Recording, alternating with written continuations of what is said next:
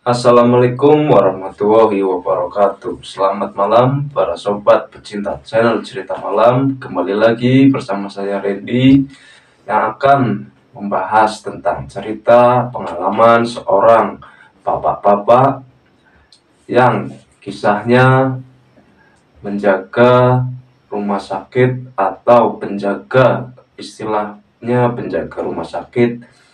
Nah, sebelum saya bercerita, kita sapa dulu teman-teman di rumah, gimana kabarnya? Semoga baik-baik saja. Kita doakan semuanya baik-baik saja, diberikan rezeki yang melimpah, dimudahkan segalanya, dan diberi kesehatan selalu.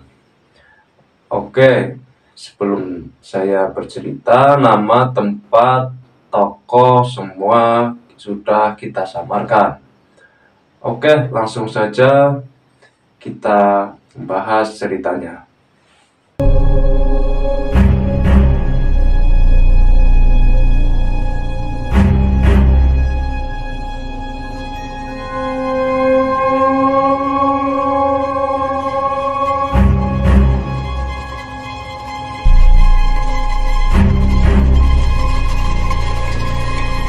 Ya, sebut saja Bapak Bagol. Nama sudah kita samarkan ya teman-teman. Bapak Bagol ini profesinya sebagai penjaga malam di rumah sakit swasta. Beliau menggeluti pekerjaannya ini sudah hampir puluhan tahun teman-teman.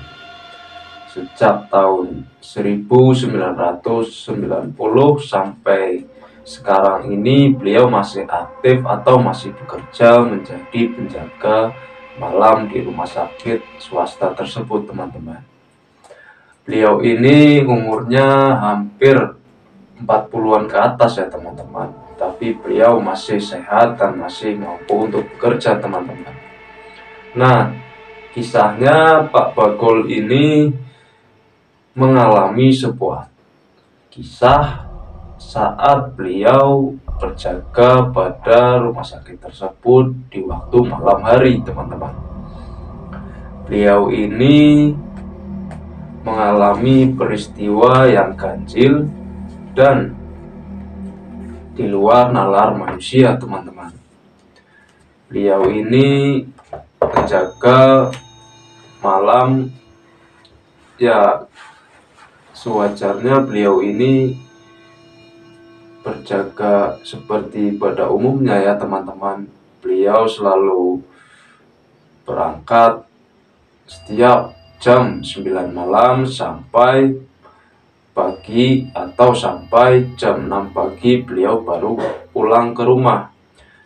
Di waktu seketika beliau ini berangkat mau bekerja di rumah sakit tersebut untuk jaga malam. Peristiwanya ini waktu beliau sudah di rumah sakit tempat beliau bekerja, beliau mengalami hal ganjil yang beliau rasakan itu di luar nalar manusia teman-teman. Ceritanya Pak Bagol ini mengecek atau berkeliling di rumah sakit tersebut untuk menjaga atau ya shift malam ya teman-teman, untuk menjaga keamanan lah. Suatu ketika pada waktu beliau sudah mau keliling, beliau ini mengecek satu persatu kamar atau ruangan di rumah sakit tersebut, apakah sudah aman, apakah sudah terkunci atau belum. Beliau selalu mengecek ruangan-ruangan tersebut. Nah, pada waktu beliau berkeliling dan mengecek ruangan tersebut, beliau mendapati ada satu ruangan yang membuat beliau ini penasaran teman-teman. Karena beliau ini sudah bekerja di rumah sakit tersebut sudah lama, akhirnya beliau ya tenang-tenang saja dan beliau tidak panik. Nah, rasa penasaran penasarannya ini pada suatu ruangan yang beliau sering atau selalu dijumpai makhluk-makhluk yang menjaga atau yang mendiami ruangan tersebut, teman-teman. Itu sih kata Pak Bagol itu sudah hal lumrah atau hal biasa ya, teman-teman. Pasalnya beliau sering ditemui atau sering dilihatkan oleh makhluk-makhluk sebangsa makhluk halus seperti pocong, kuntilanak, dan yang paling seram kata beliau ini penampakan sosok genderuwo, teman-teman. Nah, suatu malam ini beliau mengecek ruangan tersebut untuk melihat apakah ruangannya sudah terkunci atau belum. Namun pada saat beliau ini mengecek ruangan tersebut, beliau melihat sosok genderuwo yang sedang berdiri atau yang sedang membelakangi beliau saat beliau mengecek ruangan tersebut. Karena beliau sudah lama bekerja di rumah sakit tersebut, akhirnya beliau ya cukup tenang ya, teman-teman, tidak panik lah begitu ceritanya.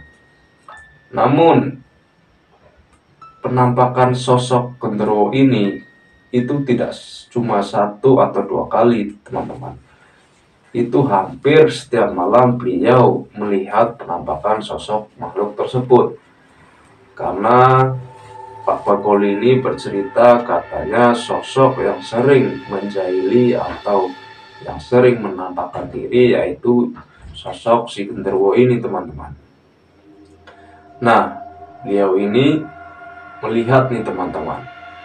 Namun ya tidak takut, namun apa tidak lari, teman-teman. Beliau ini hanya biasa saja. Nah, ketika beliau mau membuat kopi sesudah berkeliling atau mengecek semua ruangan, beliau ini diganggu lagi, teman-teman. Beliau ini membuat atau membuat kopi ini di dapur yang biasa beliau membuat makanan dan minuman untuk sembari menghilangkan rasa lapar dan haus. Beliau ini selalu setiap malam membawa perlengkapan seperti kopi dan ya mie instan, teman-teman, untuk menemani beliau ketika berjaga malam, teman-teman. Ketika beliau ini mau membuat kopi, beliau ini dijahili nggak cuma 1 atau 2 kali, namun hampir 5 kali, teman-teman. Saat beliau sedang memasak air, itu katanya kompornya atau ya apinya ada yang menjahili. Yang menjahili ini dia sudah tahu sosoknya, tapi beliau biarkan. Namun beliau ini diganggu terus-terusan. Akhirnya beliau ini jengkel atau beliau ini muak lah gitu, teman-teman. Karena prinsipnya beliau katanya selagi kita nggak mengganggu makhluk-makhluk seperti itu, insya Allah makhluk-makhluk seperti itu nggak akan mengganggu pada diri kita, teman-teman. Namun yang dialami Pak Bagol ini, walaupun beliau sudah tidak menghiraukan makhluk-makhluk atau gangguan dari makhluk-makhluk tersebut, beliau tetap saja dijahili.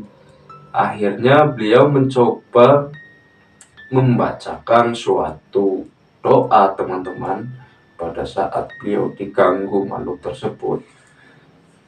Dia bacakan doa, namun tetap saja itu, teman-teman, dijahili. Konon katanya yang menjahili beliau itu sosok penunggu asli yang sudah lama mendiami atau sudah ada sebelum rumah sakit itu ada, teman-teman.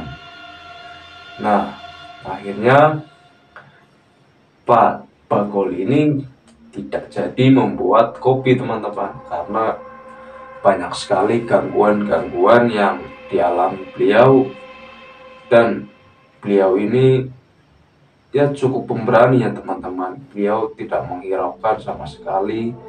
Jadi seperti itu ceritanya dari kisah mistis pengalaman Pak Bagol. Jangan lupa like, comment, share, subscribe channel Cerita Malam yang akan menceritakan tentang pengalaman-pengalaman mistis seorang narasumber. Jangan lupa juga pantengin terus channel Cerita Malam agar semakin berkembang dan memberikan cerita-cerita yang menarik buat teman-teman di rumah. Saya Randy, selamat malam, sampai jumpa.